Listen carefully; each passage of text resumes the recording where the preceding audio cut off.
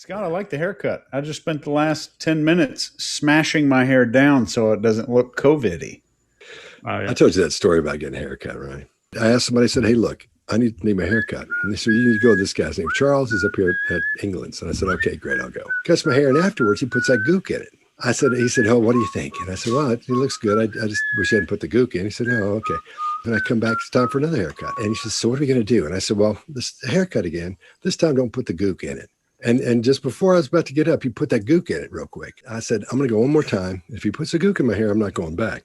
So I go back this third time, and we sit down, and he goes, so what are we going to do today? I said, listen to me. And I tell you every time, don't put that gook in my hair. This time, do not put the gook in my hair. And he goes like this, hand to God. He goes, Scott, this is not about you. And I was like, that guy's he's gonna cut my hair till one of us dies. Unless he dies, unless I die, he'll be cutting my hair. What do they put in that hot chicken? God, I don't know, man. It's awesome. I'm Scott Rouse. I'm a body language expert and analyst, and I train law enforcement in the military in interrogation and body language.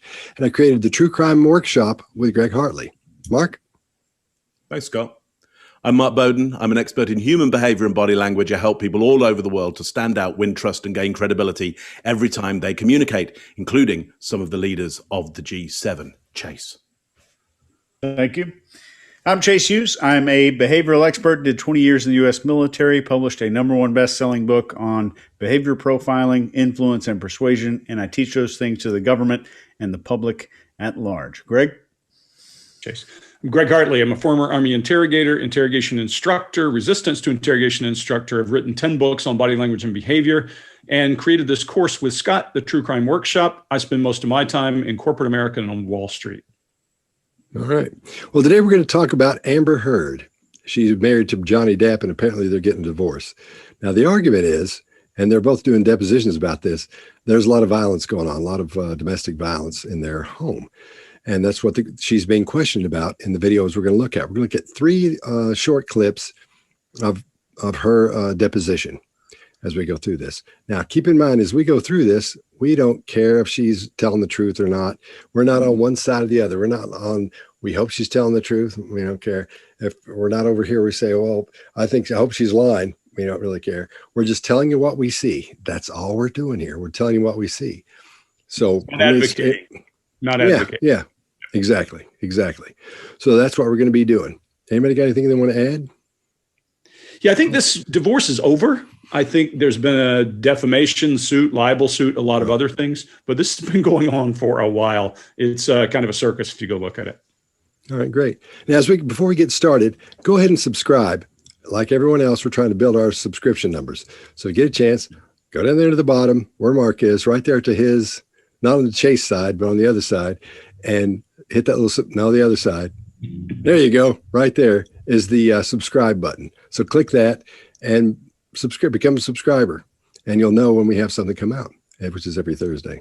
So, all right, you guys ready? Ready. Do it. Okay, here we go. May 22nd, 2016. Did you ever commit an act of domestic violence against Johnny Depp? Calls for a legal conclusion and irrelevant, but go ahead. Do you understand what I'm asking you? No. No? Yes, I understand what you're asking. Okay. And prior to May 21, 2016, or May 22, 2016, is it your testimony that you never committed any act of what would be considered domestic violence against Mr. Depp? Calls for a legal conclusion and irrelevant to these proceedings.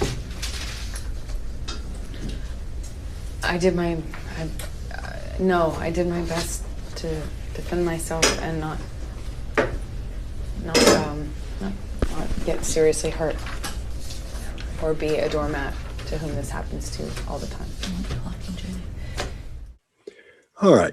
Greg, you want to go first? Yeah, so a couple of things here. She starts off, you'll see what we refer to often here as mouth grooming, but she's eating. So let's just write that off as off the baseline. I don't think that has anything to do with this. She starts off with an eye lock and her chin up, and she has kind of pursed lips. She's not really happy with this. She deep swallows at the May 22nd date because she knows something's coming up. And you can see there's some fight or flight there. But then she goes out of her way not to get too wound up. And she does do some sacred space in this one as she crosses her body creates a barrier and starts to adapt. I refer to that as sacred space, and everybody will have their own version of that. But as she does that, she goes into what, Chase, I think you most likely are the guy who branded it on this team, the resume statement about what she was doing, instead of going straight into, no, I did not. And you can see, you're going to see her do this over and over and over. She uses the biggest barrier she has, and that's her attorney. You'll see that over and over and over in this. She'll look at him before she answers the question. And I would say, if I'm trying to figure out what's going on in her head, because she lowers her voice and then she says, the one thing I think is more telling or more meaningful to her than anything else in this entire thing we're going to watch, I was trying not to be a doormat to whom this happens all the time. I think that, more than defending herself, was what she was saying. And we're probably going to hear a lot of things from her in these coming pieces. But that's what I had. Chase, what do you got? We see massive, massive eye accessing cues right at the beginning. So we see almost kind of going around the entire circle here. And this I have seen many times when someone's trying to recall something they've been coached, or I'm not alleging coaching, witness prep. Someone has been prepared a certain way. I prepare witnesses as part of my job. And we see that a lot when they're trying to recall what to say, what do I do? But I also think that that is a potential deception indicator. So let's see if there's anything else that feeds into that. We also see a lot of chin boss movement throughout this. And that's genuine. I think there's legitimate shame present here, or grief. And this big cross-body arm movement is something that is very, very common with people trying to protect themselves. It's actually more common in women than it is men. And the single shoulder shrug happens directly when she says no, when she gives her denial. And all of her denials throughout this whole thing are couched and hesitance. And I will say something. When any attorney, any good attorney, prepares a witness for a deposition, they're going to say, wait a few seconds before you answer to give me an opening so I can object to opposing counsel. And that's just trial prep 101. You need to wait a couple seconds, give me a window to object before you start answering or say yes or no. Because if you answer before the attorney objects, the answer is still on record. Even if you strike it from the record, it's still on the record as being stricken from the record. And if the judge decides to keep it, that's something they call spontaneous utterance. So that could be one of the reasons, but we see her in all these other interviews. She's fine to answer questions, doesn't really over hesitate or over exaggerate any of these movements like we see here. So I think there's a likelihood of deception for this one statement. Mark, what do you got? Yeah, so all in white there and buttoned right to the top. So quite an conservative, almost slightly austere dress for her. So I think that's a clear statement of trying to look, conservative and relatively innocent. And then she's quite minimized for a lot of the time. She minimizes even more throughout this, but she starts at quite a minimized level. So again, trying to looking a little bit at risk, essentially there. When I see, I concur with you there, Chase, that we see lots of eye accessing cues. We see probably a memory of the event and then her eyes going up, remembering that she's most likely been coached, been advised to have a specific story about this, not necessarily how she might recount the memory, but a different way of recounting that memory. And I think she goes from that to a new access up there. Now, however, having said that, I went and looked at some of her baseline of her on chat shows, and her head really does wander around all over the place, and her eyes wander all over the place. So that eye wandering is within something of her baseline of when she tells a story, and partly how she creates quite a comic narrative around things, how she entertains people. We see the mouth grooming as well in her baseline of being on chat shows. So again, many people might note those things as being quite out of the ordinary. I think they are more pronounced, but they're still within a baseline there. There's something here, therefore, for me around she's very much in a performance mode here, or it's similar to the performance mode we see her in.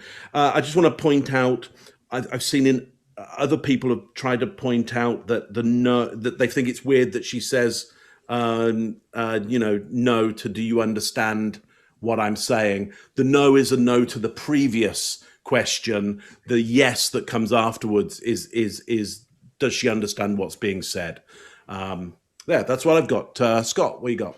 I think what we're seeing here is a combination. Maybe she was prepped. You can tell she was prepped, but we're seeing a combination of things here. Having been in this situation a lot and having to deal with a lot of getting somebody ready for witness preparation.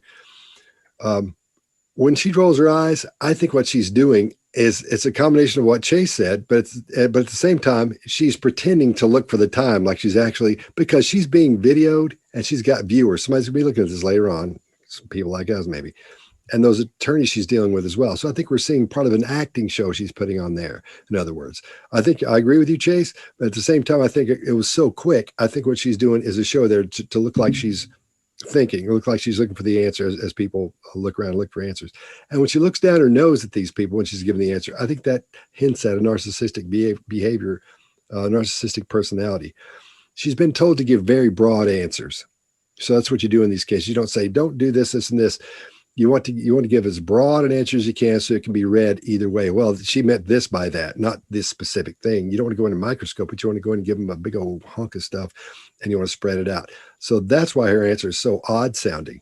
At the same time, she's looking for how she's not, I don't think she's the smartest person in the world, but that's why she's having a problem making this broad, because she's been told to do these things, that she has been prepped, but she didn't listen because she's an actor and she thinks she can remember all of these things to say. So that's why she's looking around for the things she's supposed to be saying. She's not ready for them. And I agree with you, Greg, because what she's doing, she's leaning in and toward and almost on that other attorney, because she's using him as a barrier as well and as a protector to take care of her. At the same time, showing I've got somebody in this with me. I'm not wrong. I've got these attorneys here because this guy keeps butting in, which he's fairly aggressive, I would say, to say the least about that. And then when she starts fidgeting, that's just a group of adapters to get rid of some of that built up stress and tension. That's because I'm sure she's been sitting there while we saw this. And that attitude of just being fake and phony sort of shines through here, I think, from my point of view. I don't know if it's because I've seen it so many times, you can just spot it once you see it, but it's fairly obvious. And I think women, if a woman is watching this, I think that she'll be able to see exactly what I'm talking about, because they pick up on that stuff fast, a lot faster than men will. That's what I got. So a point I'd like for us to discuss. Mark, I get people say, well, she's an actor and you can't read actors' body language. Well, not true, because an actor has only so much control over muscles and everything else that anyone else does. And most actors internalize, and then the symptoms come out as how they actually act well. I would say the internal eye movement, and then I'd want your comments on that, Mark, but the eye movement, everything she did with the exception of that demonstrative one is all internal conversation. It's down, left, down, right, down, left, down, right. And down left is typically, hey, I'm talking to myself about something, and down right, I'm feeling something.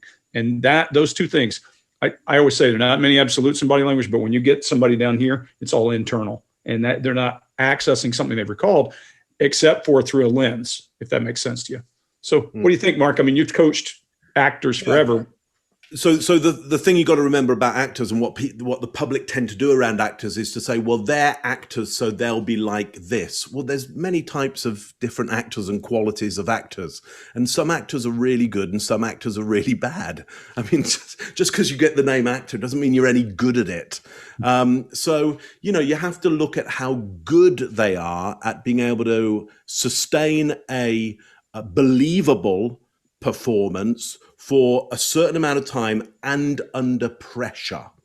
And so I think what we get here is the pressure does show through. There are some performance elements here. There's some very true elements going on, and they're mixed up with a whole bunch of pressure as well. So I think that's why we get quite a chaotic succession of different gestures and adapters and all kinds of things, mouth grooming and eye accessing going on all at the same time, is that it's just a bit chaotic and uncontrolled at times. Thanks. Okay. May 22nd, 2016. Did you ever commit an act of domestic violence against Johnny Depp? Calls for a legal conclusion and irrelevant, but go ahead. Do you understand what I'm asking you? No. No? Yes, I understand what you're asking me. And prior to May 21, 2016, or May 22, 2016, is it your testimony that you never committed any act of what would be considered domestic violence against Mr. Depp? Calls for a legal conclusion and irrelevant to these proceedings.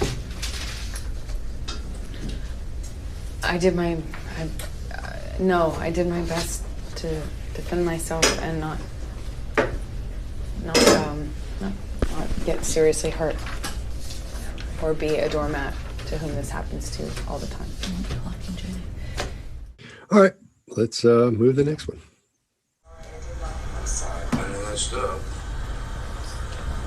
Do you recognize the voices on that tape? Mm-hmm.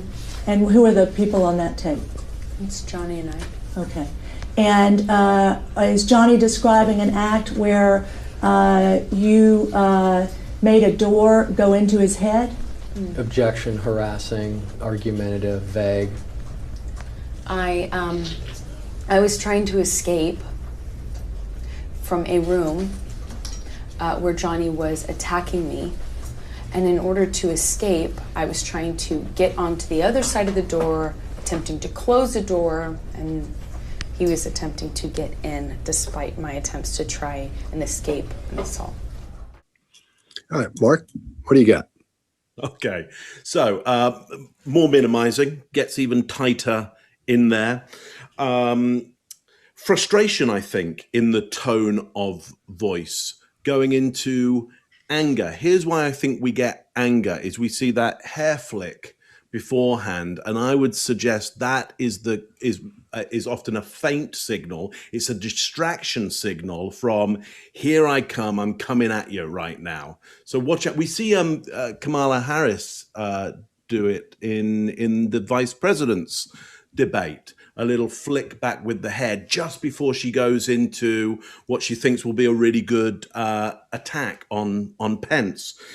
And then we get that very kind of considered and angular voice of frustration around escape, room, attacking me, escape, close in, escape the assault. She starts putting stress on the words that she wants the audience of this to most latch onto, which is the idea of her being cornered, closed in, and trying to escape from a room where there's an assault and an attack going on. There, that's what I got for you. Scott, what do you got?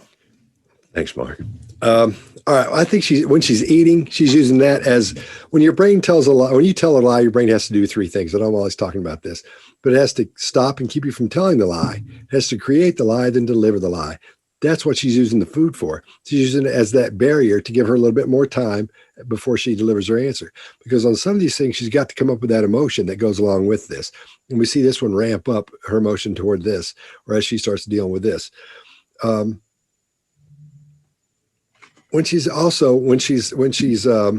eating, it's almost like she's dismissing the person that's talking to her. It's almost like when you're talking to someone, or you'll see someone in deposition and they're trying to make the people who are asking them questions angry. You'll see them start this stuff, start picking lint off, like they're just, doesn't matter, that person's there, they're totally ignoring them. I think that's what she's doing as well. Coming from that perspective, I don't think she sat down and planned that out. But as she's doing it, I think that's what's going on there. Then when the question is Johnny describing an act where you made a door go into his head? And she says, or she says, she doesn't say, she says, because she knows the answer. She's getting ready to give it, but that guy stops her. Her attorney stops her because he needs her to give her a broad answer. Instead of saying, yeah, she's got to give a broader answer so she can deliver a whole bunch of information that can be construed as other things that have been said. Now, when she starts saying, I was trying to escape from a room. This totally goes against the way she's been talking up to that point. She's trying to ramp up that anger as she goes along, and she's trying to build this picture inside these people's minds. So that's why we see when she stops, she's not loping. I always say loping, you're just telling a story like that.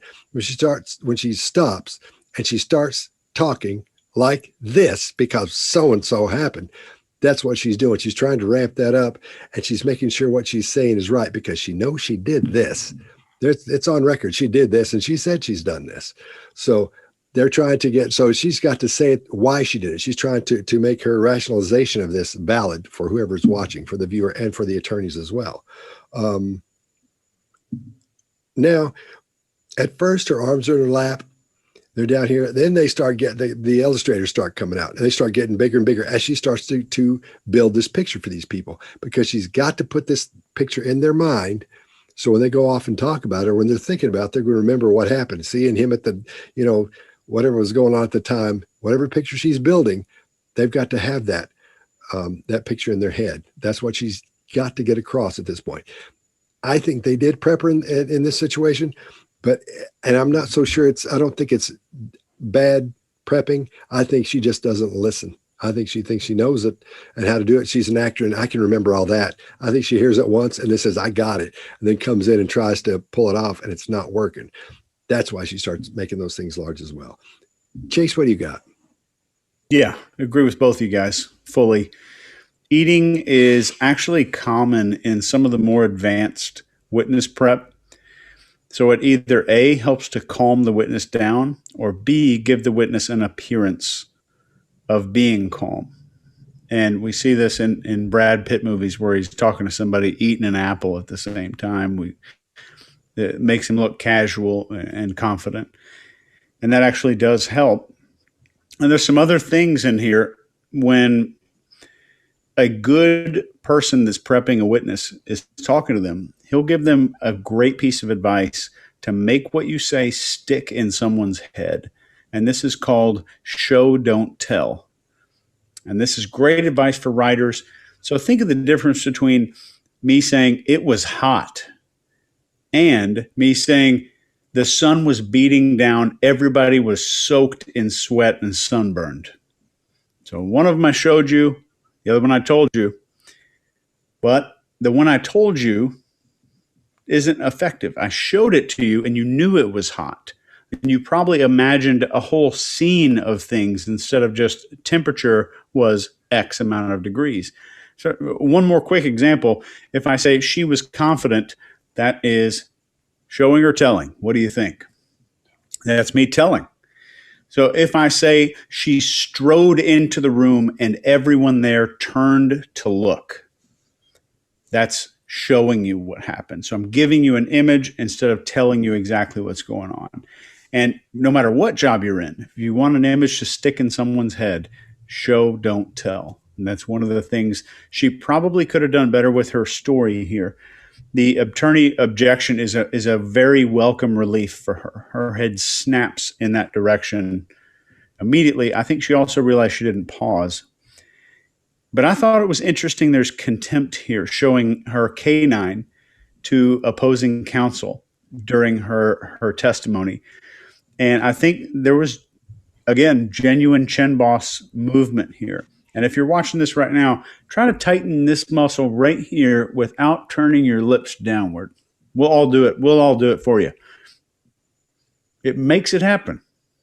It makes your lips kind of turn down. But when it's natural, you don't see the lips start to move downward. So I think there's a lot of natural grief or shame involved in this question here. Long answer. Greg. Thanks, Chase. Yeah, so I'm going to echo some of what you said and point out some other things. Number one, her musculature, and every person is different, in her forehead means her grief muscle looks different than it does when I pronounce that way.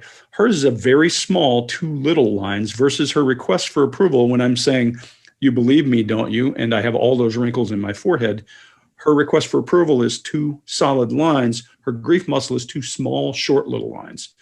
And that jumps off the plate when the questioner says, did you cause a door to hit him in the head? Bing, grief muscle pops. It just shows. When you go back and watch this, you'll see. That's number one.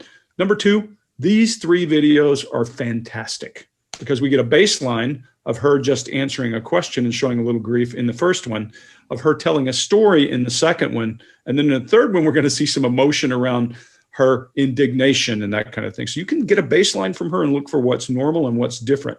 She goes out of her way to use her hands, and it's almost awkward. Scott, your point about cadence of speech, you can't overstate it here.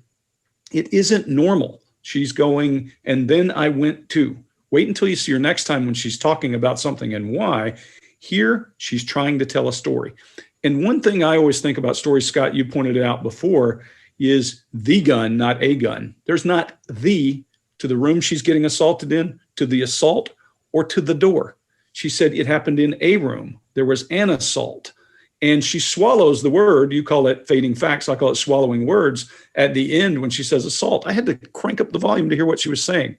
When someone's assaulted, there's emotion associated. No emotion in this thing. It was storytelling. To me, I don't trust it. I would be all over this person in an interrogation room because I wouldn't believe what they're saying. There are a list of things. Stories are definite. These are indefinite articles. And when you're asking a question in a deposition or anywhere else, anytime you give a person a question, will, have, did, are, you're allowing them an out. You're not forcing them to tell you what happened.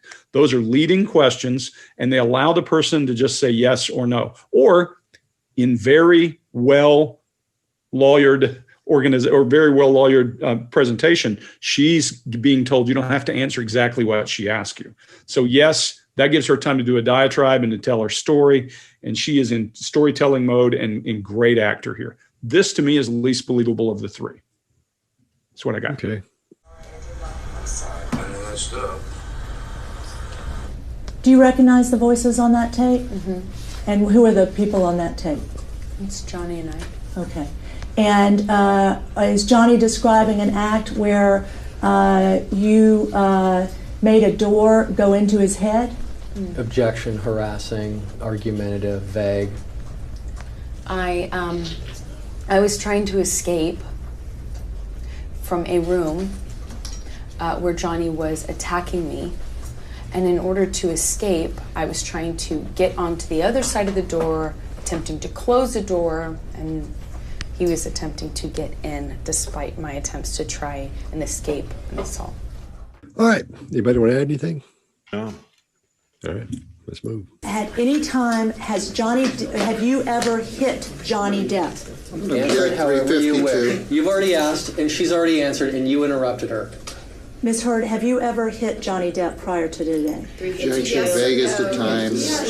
Everyone on this side of the room, please.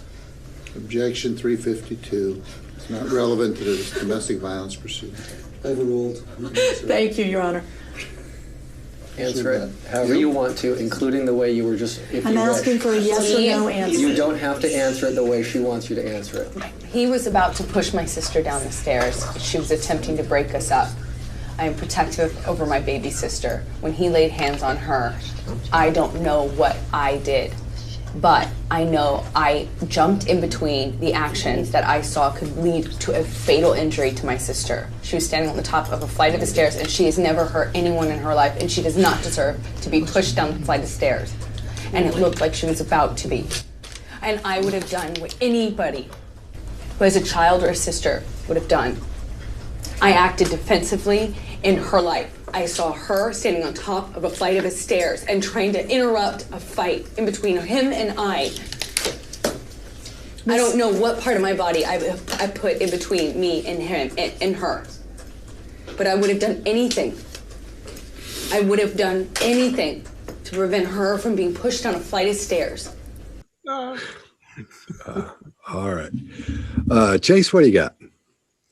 So I'm gonna Tarantino this. So I'm gonna start in the middle here.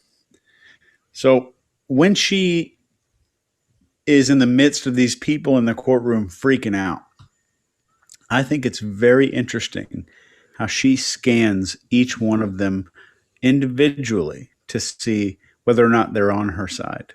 Granted, that's my opinion, but I think a person who is telling the truth about being abused and all this stuff is probably less likely to turn and then scan each person individually. I thought that was a very interesting point here. And there's genuine grief on the forehead the moment she says somebody who had a child or a sister, as if those two were the same thing. And her baby sister, by the way, is a fully grown adult. There's genuine hand movement to the beat of her testimony. There's genuine anger when the upper lip rises, exposing her teeth. There's genuine chin boss movement. There's genuine anger when she says, I would have done anything. We saw the sclera, the white part of her eyes, get exposed there. And none of that really means that she's innocent. And here's why. A person who is doing that, who might have egged on a situation. So they're fighting. She might have caused a situation, may or may not have. And then the sister gets involved. Absolutely, she's going to protect her sister. Whether or not she was the causal factor of that is not part of this question and not part of this statement that she's making here. So whether or not she was an abuser or she was domestically abusing Johnny is not part of this statement. So her answer is genuine in the fact that she's angry of being questioned that she was there to protect her sister. And Scott, what do you got? All right. When she's going back, when she's looking at everyone, at those different attorneys, she goes back and forth between those two. Here's what I think is happening there, because I've seen this as well, plenty. She leans into the first attorney and she's blah, blah, blah, and she goes to the second one. Now, when she goes to that second one, she's ramped up a little bit. And that ramp up is the show for the first one as she ramps up, because that one's at that point, that person becomes watching her do something. They're part of the conversation, but it's not directed at them at that point. Then she moves from the second attorney back to the first attorney, and it gets even more. It gets even bigger at that point.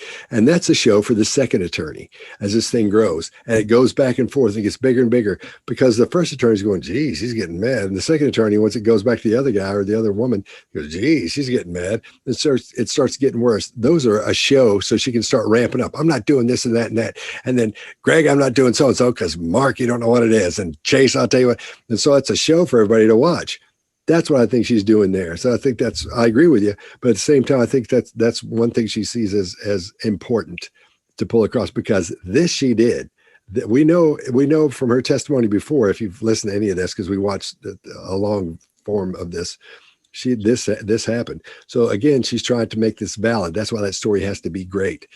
Now, she can easily ramp this up, because she's talking. She puts it in that mode of a mother protecting her child, and she puts her in the form of, I'm a protector, and that's why I have to do this. That's what she says, my baby sister. That's what I think anyway. I'm sure Mark's going to say something about that, but that's what's happening there. So she takes on the thing, I'm a protector, and this was going to happen, and that was going to happen. I can't let that happen no matter what. So she starts getting madder, or even more angry, or angrier.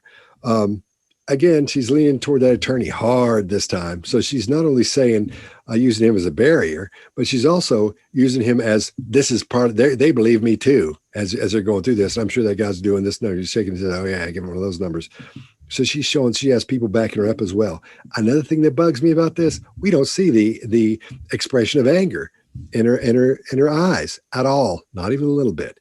She doesn't even do a good fake anger. When somebody is being angry, or they're trying to pretend they're angry, you'll see them squint their eyes and go, I'll tell you what I want to do, so and so. That you see that, we've all seen that across the table. Somebody going, oh, you think so? Well, if you think, but when you see this, their eyes squinted like this, that's no big deal, because you're not seeing anything in here. Then you'll see those eyes come together like that, and they're still squinting. Don't worry about it. Not a big thing. But they squint, and you see those eyes, and you can see the whites of their eyes while they're trying to squint. That's anger. That's when they're going to swing at you. Just ask me. So that's when they're going to come across the table at you. So what you're looking for in anger, we don't see here. Not even a little bit of that. She's acting. She's acting, and I'm sure she's not a famous actor. Maybe she is famous. Is she pretty famous? Okay. Oh, yeah, she's pretty famous. Yeah. Okay. Well, I wouldn't think she was a very Zombieland actor.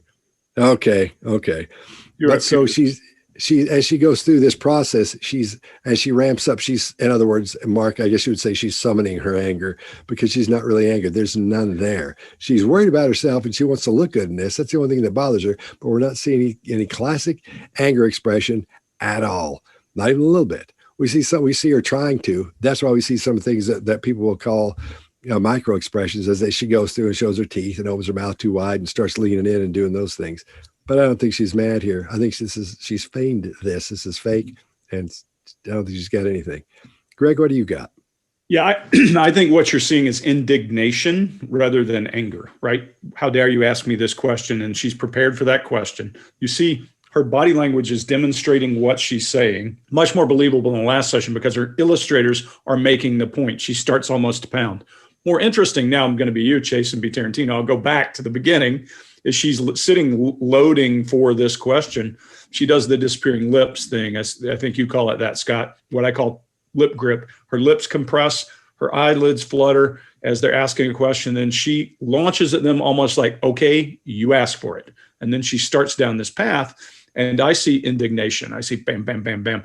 Regardless, let me also say motivation to the way a person behaves can be very different to what happened. To your point, Scott, or to your point, Chase, just because it may be something she caused, I don't know that, or it may just simply be the way she remembers it. Remember, I've interrogated many people who've been in a firefight or those kinds of things, and they can't remember the firefight because that's recorded in a different brain. That's recording in your limbic thought system. And now you're recalling it with your thinking brain, and your story is going to be all kinds of shadowy and messy. Happens a lot of times to people who are traumatized. You can't get real facts. You get what they felt when they finally do get to it, and lots of animation.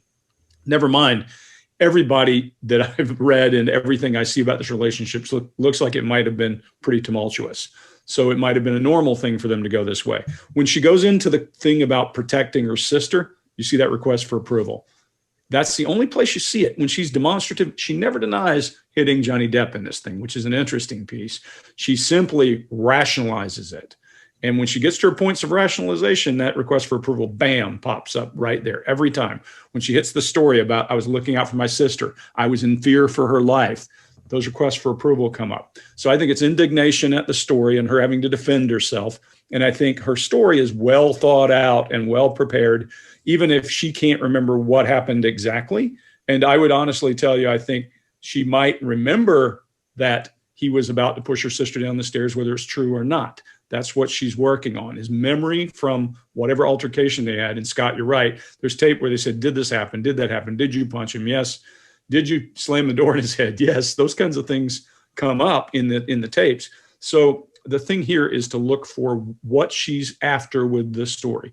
She could have simply said no, or I didn't, but she gives this long drawn out thing because she is defending her actions. This is a story of defense. Mark. Yeah, so let me talk about that defensive actions and that look of approval. Why would you need that look of approval on the idea of my baby sister? It's more about my baby, rather than even the baby sister. The idea of a mother protecting a child is an approved way for a female, generally, to be violent, to be aggressive, to be thoroughly aggressive. Most societies, when there's a story of a mother protecting their child, all bets are off around how you can perform and what is socially normal around violence levels. Here's a great example. I know because Chase loves me to give you a bit of Roman history. Boadicea or Boudica, as some people would say, the leader of the Iceni tribe in Britain, the leader of the Britons at the time. There was a Roman that came in and did something very bad to her daughter. Well, what she decided to do was go all the way to London and kill everybody. I mean, just everybody because of that.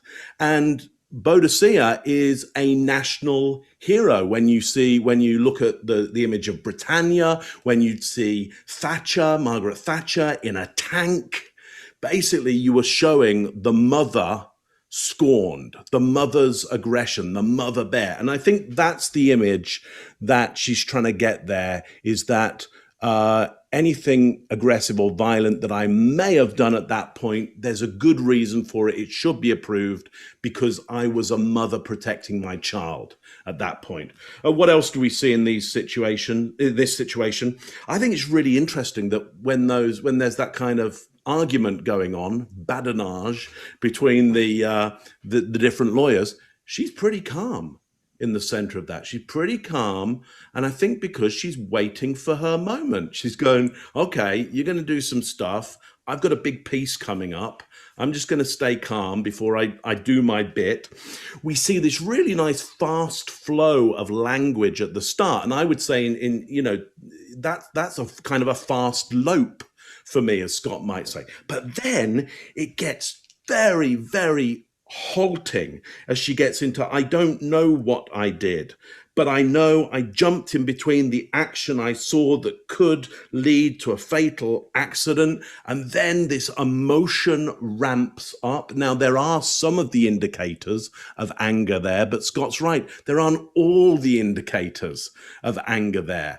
I think this is a prepared piece that is designed to ramp up into some anger and the image of the mother so that the audience get a sense of, we know exactly why you may have done something that you maybe don't even remember because you were a mother protecting your child at that point. But yes, for me, it lacks some of the elements of real anger, potentially because that mother protecting the child maybe wasn't there at the time. And so the real mother's anger isn't actually installed there. There's my bit. Wow. I think some of the forehead or lack of forehead movement is due to Botox. Could be. After 3 or 4 months of having Botox, the muscles start to come back, and they come back in little pieces. So some of that could be coming back.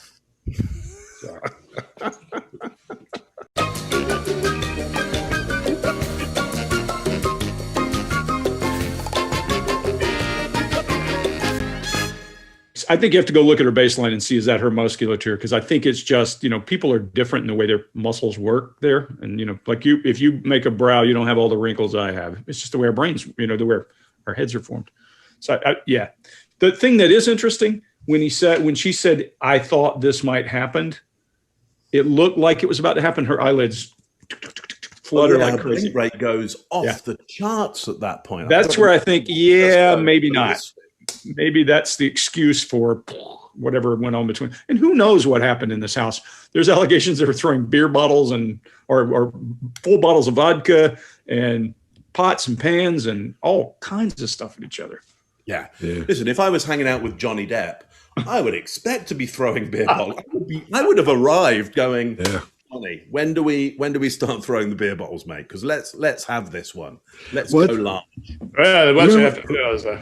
Remember, Mark, when you were talking about how that argument started at the beginning, and he was telling everybody to settle down, and she got real calm because she likes that. It doesn't bother her at all. She's used to it, and she lives in that world. If I was there and the lawyers were going at it like that, I'd be like, there's trouble going on. Oh yeah, you see a lot of this. What's going to happen to me? And she's just this calm eye of the storm. She understands that. She understands that world, and she likes it, I think, because she's so calm during that. It's just that just was bells and whistles for me, saying, "Wow, I can see exactly what's going on." That says a lot about a person. When things start going on, the less they say, the better off you usually are. And she didn't get up in it. She didn't start looking around a lot. She didn't do anything. She didn't get worked up, didn't get tense. She just sort of relaxed some. Remember on Downton Abbey where that woman was, and I've talked about this before, was having a baby and she was starting to bleed out. Something had gone wrong. And there's the guy that was there that worked for him, and he was taking care of her. And the woman said, "Why aren't you nervous?" And he said, "Because I've seen so much blood before. It actually makes me calm." So I think maybe she's grown up in that atmosphere of all that stress and a lot of hollering stuff. So when she hears that, it makes her relax. She feels at home in that. That's why she's in a relationship where something fires off or something jumps off, she can get right in there with it and act the way she's been raised to act. That's my opinion. I don't know. I don't know that girl. I never even really heard of her before. But yeah, I agree. That's what I think. The more duress people are accustomed to, the more comfortable they get. And those kind of people usually use the word fine when things go crazy, because they're like, yep, go right ahead. Yeah. Yeah. I think she's conflict dependent. Ah. Sure. At any time, have you ever hit Johnny Depp? Answer it however you wish. 352. You've already asked, and she's already answered, and you interrupted her. Ms. Heard, have you ever hit Johnny Depp prior to today? Objection, vaguest of times. Everyone on this side of the room, please.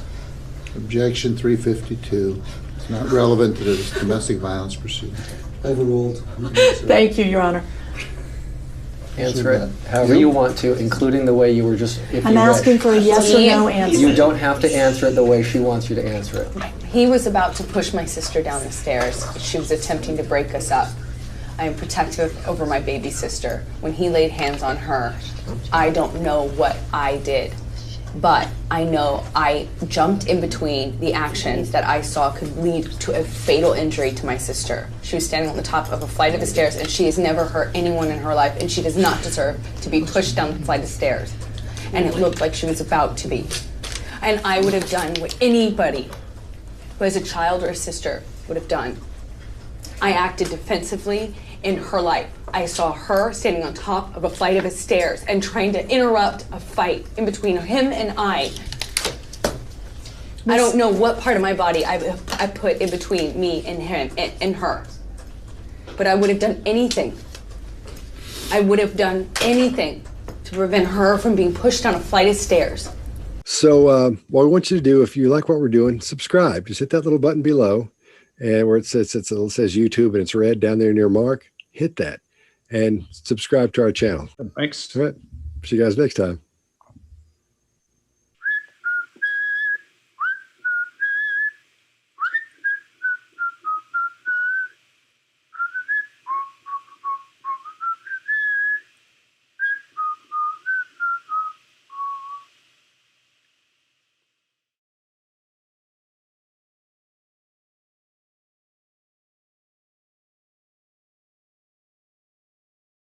Bisa, no,